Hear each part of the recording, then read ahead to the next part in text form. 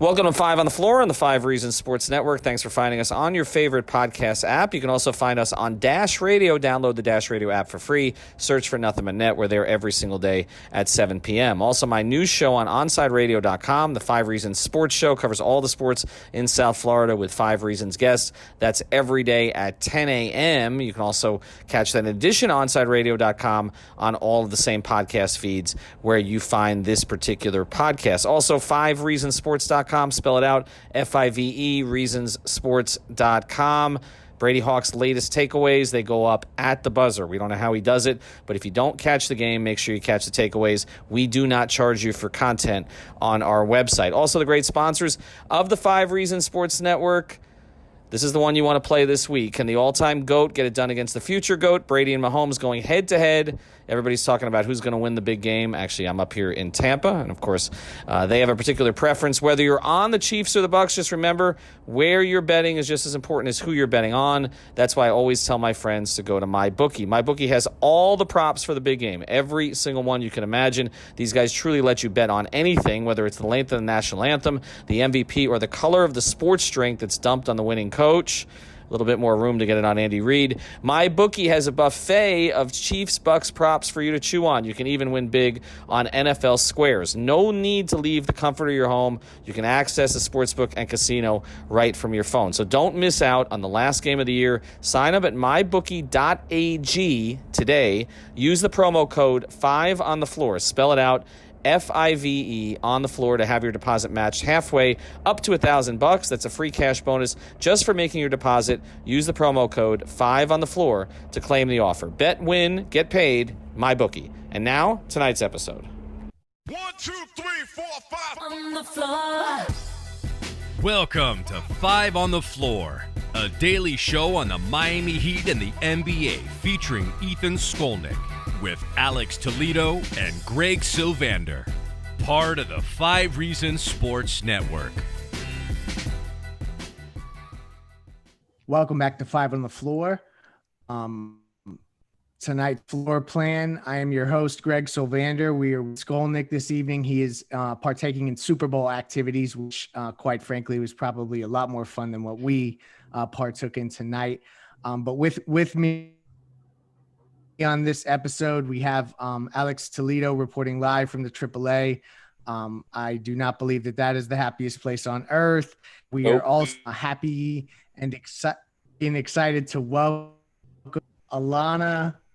Oh my gosh, I'm going to do it again. Please pronounce your last name for us. Tauscher, Allana Tauscher. Allana Tauscher. I had heard it butchered times that I've been extremely self-conscious about pronouncing the last name, and then at the last minute, I didn't even have the guts to spit it out. So thank you for correcting me. Thank you for being on the show.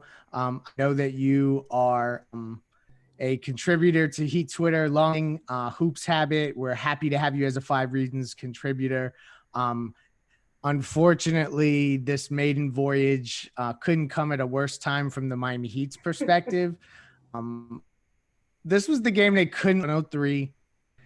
The first half, the offense was flowing. Everything looked good, but the offense looked. I'm at a point where I feel like this game. I guess from what you saw in the overall, that this is going to be the type of backbreaking loss that kind of fractures the locker room going forward. Yeah, I mean, I think at this point, I can't even pinpoint what's going on. We look like a completely different team from one half to another. And, you know, I can understand things happening in the third and fourth quarter, leads kind of changing, but to completely blow the entire game, I'm kind of speechless right now, and I don't really know what there is to be done. I can't really say that it's one guy's fault over the next. I can't really even say that a trade would necessarily help right now, because I feel like the chemistry isn't there. And if you're going to put in a completely new guy or two, is that going to get worse? So I don't know. I said this the other day on Clutch Corner. I think it's a mental problem going on at this point. It seems like there's like a mental block. It seems like guys are in their heads. But this loss really hurt. Yeah, I don't know that a trade's going to help. You're right. It's a situation where these guys look almost like they're spent, like they're just like there's just kind of their shoulders are slumped over, the body language, and I hate to be the body language reader, but they just look like a team that is feeling the grind of coming back from a long season last year, some pieces not fitting, guys not being ready, and then obviously all the COVID stuff. It's just been a mix of the worst possible circumstances combined with them just not playing well openly, and there's holes on the roster, and I just don't think that they can solve it in any way. Alex, like, do you think I know you've talked a lot about Bam and Jimmy and their aggressiveness down the stretch. Like, was even that something that could have solved what took place tonight? Man, it seems to be a consistent problem, at least in my eyes. Like, I think, like Allana mentioned, they kind of seem to be two different teams from half to half, especially tonight. Like, they were really attacking the paint in the first half, and they got to scoring 35 points in the first quarter, and then, like, couldn't match that for the entire second half. And this team just doesn't look the same. They don't look like a playoff finals contender when they don't have that balance of in and out, right? And I think, like, Jimmy and Bam kind of get complacent throughout games and are just always looking to, make the right plays and help everybody else get set up. But to me, it's always been about towing that balance, and I didn't think it was there tonight like that. It was dreadful watching that offense flow in the third and fourth quarters. Like, you just knew what was coming. Goran really couldn't get the step on somebody, so it was hard for him to really do something on his own, and all of a sudden it just came open to a bunch of open threes from guys you don't want to overshoot, like Kelly and Andre, and like not enough Jimmy and Bam trying to help out with the scoring load. Yeah, so I'm looking at the box score now, and generally I was told and taught early on in my days in Heat Twitter to not be a box score watcher, but right now I am viewing the box score, and I see that Goran Dragic had 6 turnovers, and that's 6 of their 13 total turnovers, and that's from your point guard, or your, basically the closest thing you have to a pure point guard on the roster. I start to wonder whether we're getting to a place where Jimmy and Bam have been kind of asked to facilitate and be ball handlers and take on that, as well as be the primary scoring options, as well as be the primary defensive options.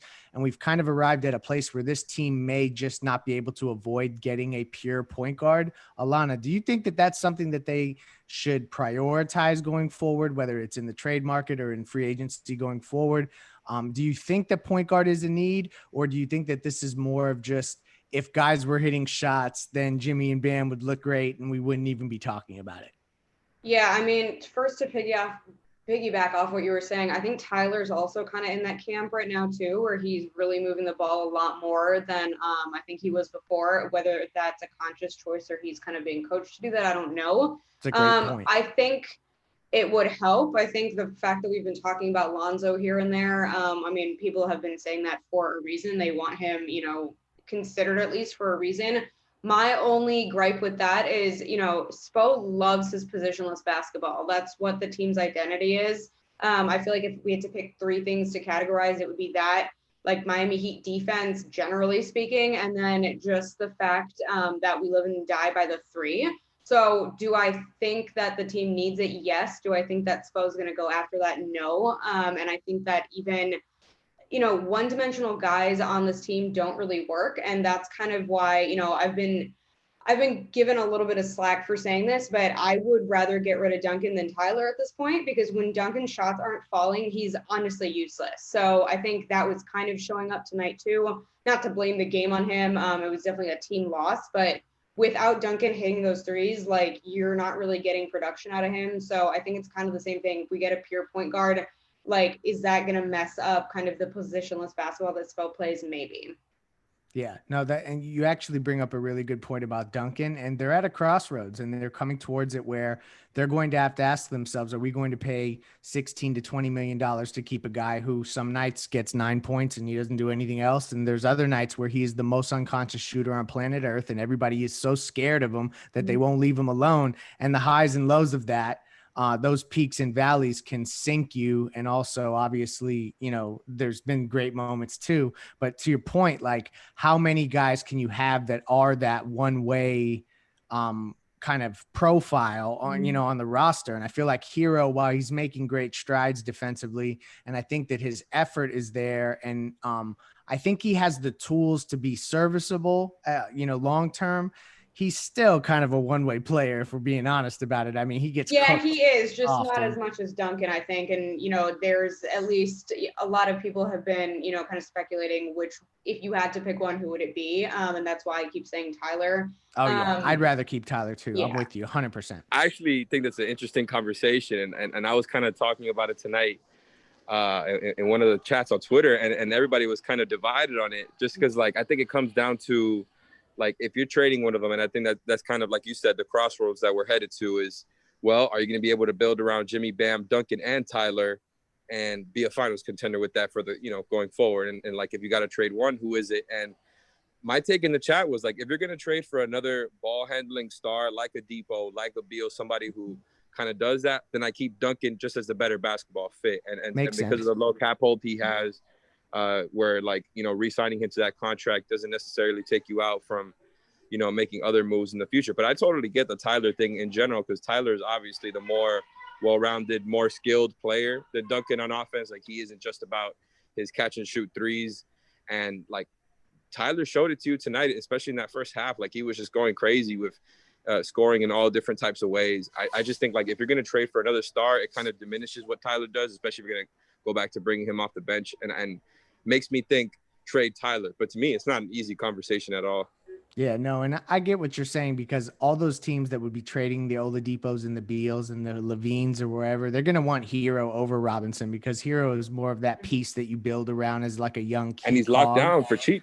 Exactly. And he has more years before you have to extend him. So to your point, I understand why you would lean in that direction, and maybe Duncan would fit directionally with that roster in a different way than Hero would. But in a vacuum, Allana's point is valid. I'm sure. still in the Tyler camp. So something I want to get to with this team is kind of what we're seeing with, so Avery Bradley is now out. He exited the game early. I heard it was Calf strain. That's not good. Like, just from my history around the defenders team, need their legs. Yeah. And the training staff has been historically very, very careful with those. So, like, I wouldn't expect him back till, like, the West Coast trip is ending or something like that. That's just totally, like, my speculation because of how careful they are. So, like, that's going to now present another issue where you're missing a point of attack defender. You have all these issues up front where you can't rebound, you can't protect the rim, you're giving up unbelievable 3-point shots, and your offense is getting bogged down at the worst times. So save your thoughts. After the break, I want each of you to kind of unpack in a minute or less how you think they can get out of this, if it's possible. And if it's not possible, give me the one trade you'd like to see that would kind of that could flip this around. We're going to try to shake these things up a bit, shake things up a bit after the break. We'll get back to our episode in a second, but before we do, I want to tell you about one of the great sponsors of the 5 Reasons Sports Network. I know this is my favorite ad to read. It's manscaped.com. Use the code 5RSN. That's 5, the number this time, RSN, 5RSN. You get 20% off anything that they sell there, including, of course, the Perfect Package 3.0 for all of your below-the-waist grooming needs. But now, also, the new cologne with the same signature scent that's in all Manscaped formulas. This cologne is a perfect complement to the collection. Light, approachable, and gentlemanly in all the right ways. Think of it as your wingman for the night to keep you fresh and ready for anything. The signature scent introduces, I'm going to try to read this, get all the way through it, a light citrus burst before settling into the anchoring notes of vetiver and a woodsy masculine finish. This 50 milliliter spray cologne is even hypoallergenic, cruelty-free, dye-free, paraben-free, and 100% vegan. So check it out. It's manscaped.com. The code is 5RSN. Try the cologne or anything else there. Get 20% off and free shipping with 5RSN. Now back to the episode. Okay, back on 5 on the floor.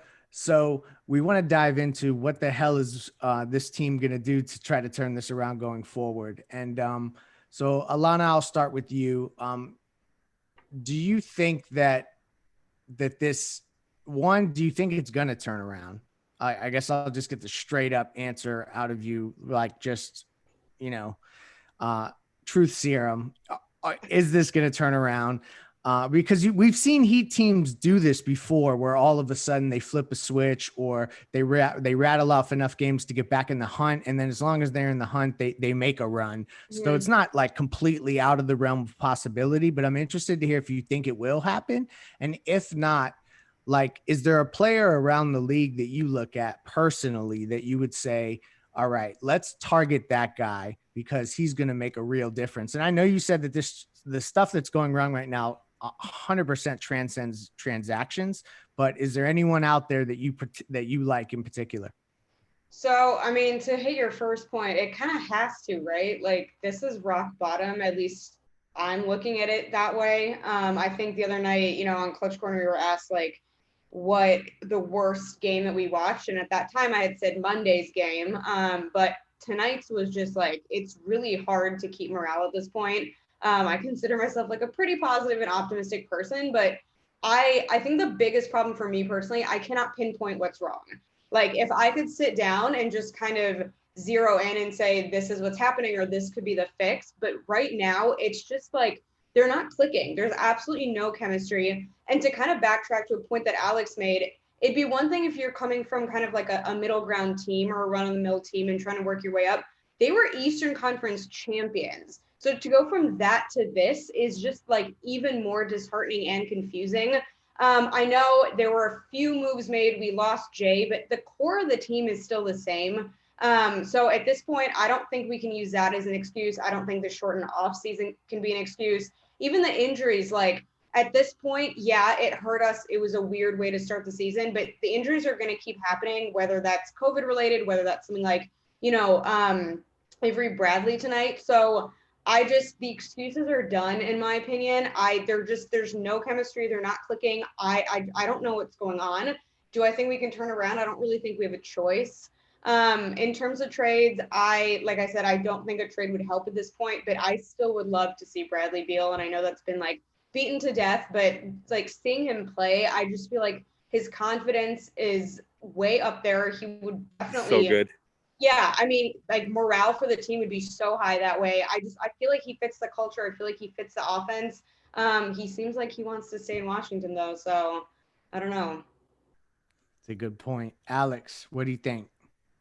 Man, there is so much wrong with them right now. Like, and every game, and you know me, like we've been on 5 on the floor this whole season, and I've been generally pretty positive. Like I've been saying, like Allana said, you know, they still have their full core, even if they lost Crowder, they added Avery and Precious. Like it should be enough for them to eventually turn around. And still in the bottom of my heart, I feel like they can turn it around, but it's just getting harder and harder to say that after every game. And after every game passes where, you know, they have their full unit, and it's like outside of just the names on the floor, something's not right. Like Allana said, like the chemistry is off. There's something not right there morale wise. And then on the floor, actual basketball stuff, like, you can poke holes everywhere. The rebounding is off. The turnovers, you know, tonight that wasn't a problem. It's been an issue for the past couple of seasons. It's been a bigger issue this season.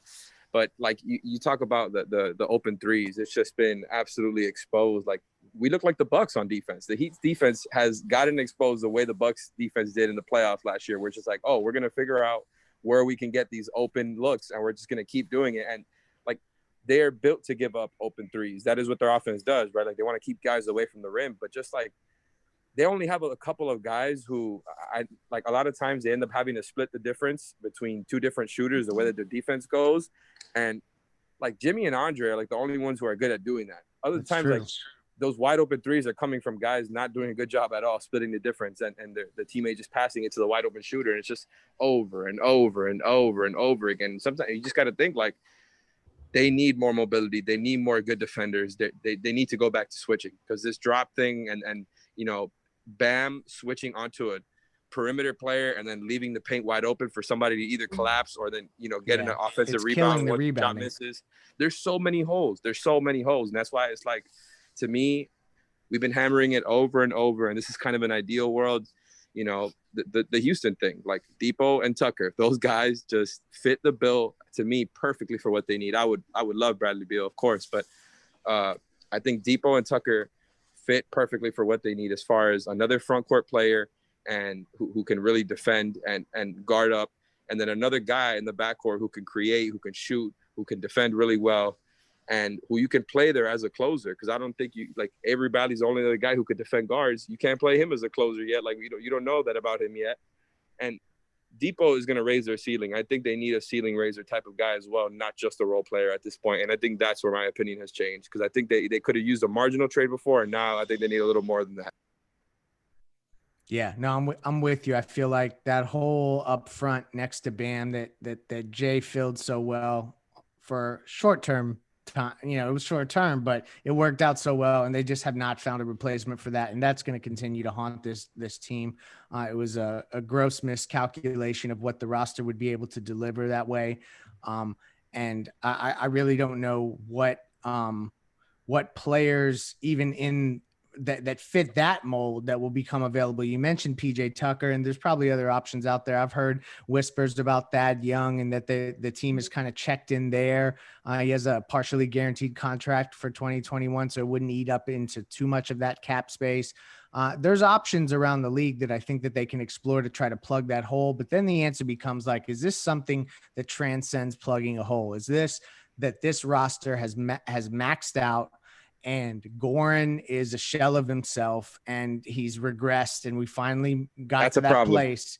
And Hero isn't necessarily ready to take on all of the responsibilities. He's still a great player, and his ascent is amazing, but is he ready to take on all these responsibilities? And the question will then have to be, do you have to cash in the chips to stay on Jimmy's timeline? And I think that, like, unfortunately, we have arrived at that place where we got the opportunity to avoid the conversation because the team was playing so well. They made a finals run. The young players were contributing. So it's like, you don't need to think about trading all the young assets for a win now move. But Allana, like, now, do you think Jimmy is going to push the envelope? And we'll close here. Do you think that Jimmy, as much as he loves Tyler and he's created such a great relationship with him, and he's attached to the hip at all the young guys, he props up every single one of those guys every chance he gets, consummate teammate.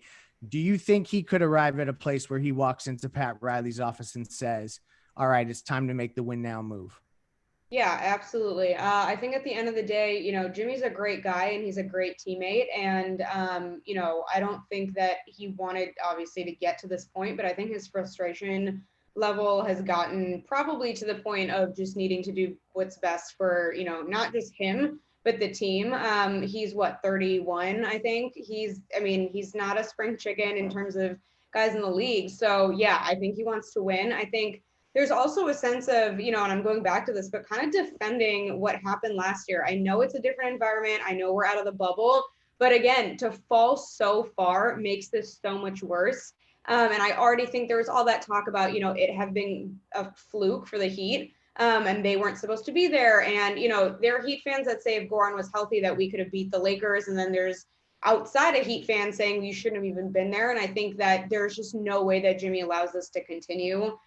So yeah, I think that, he might stay close friends with Tyler for life, but that doesn't mean that he's not gonna, ask to do something. And I think to just say one other thing, I think the other problem is just sheer inconsistency of this team. So when one guy is heating up, Bam will have like a 41-point night, and then the next night he just looks like not himself all of a sudden. Kelly Olynyk will have like two pretty consistent good nights, and then all of a sudden he's just chucking threes. I mean, there was one three tonight that it literally looked like he was just throwing like a dodgeball at like a little kid. It was like a weird one-handed chuck at the basket. Like, and we were down by that point. I don't know what's going on with him. If I could just get one guy off the team, and I don't say this like nothing personal against him, but he needs to go. Wow. Kelly thinks he's Duncan Robinson the way he shoots sometimes. Yeah. And, but they've given him that green light. Like because they need that. They need to stretch big. And like, that's what he's not fulfilling. Mm-hmm. And that's what Jay Crowder did so well when he was shooting above 40% from that spot. And they could switch on defense to Alex's earlier point. And I just don't know how they're going to get back to that. The personnel does not lend itself to them doing that. So I think they're going to have to explore trades. And I just hope that it doesn't become a situation where they have to sacrifice assets and future flexibility to plug a hole this year. I would rather them go all in and make a move that like exemplifies what they're really going after versus just a fringe trade. So I'm with you, Alex, on that. Any last notes before we close? If they don't make a trade, we're going to be seeing like 30 minutes of Iguodala in the playoffs every night because he's the only four that I think Spo trusts next to Bam at this point. And that should worry people because, I'm an Andre guy, but she should not be playing 30. Playoffs? Hey, that's a good point. We got to be talking about play-in right now. We're going to be watching OKC. OKC's going to use our pick to take Cade Cunningham, and we're all going to just cringe and die. You're going to make me sick, any man. Last words? No, I mean, I'm just ready for better. I'm so sick of having to defend this team, to be honest. I mean, in my personal life, the slack I've been getting is just out of control. And honestly, they deserve better, like it's a hardworking team. It's good guys. It's not guys slacking off. It's not guys who are just, wanting to coast. They deserve better, but something's got to give. So hopefully the turning point is coming. Yes, hopefully it is coming soon because I don't know how many more of these podcasts we can do in good conscience coming off losses like this. Anyway, we will be back for the second of the 2-game set with Washington. So you'll see streams, podcasts galore from 5 Reasons Sports Network. Check us out there. And thank you for joining us. Thank you for listening to the 5 on the Floor on the 5 Reasons Sports Network.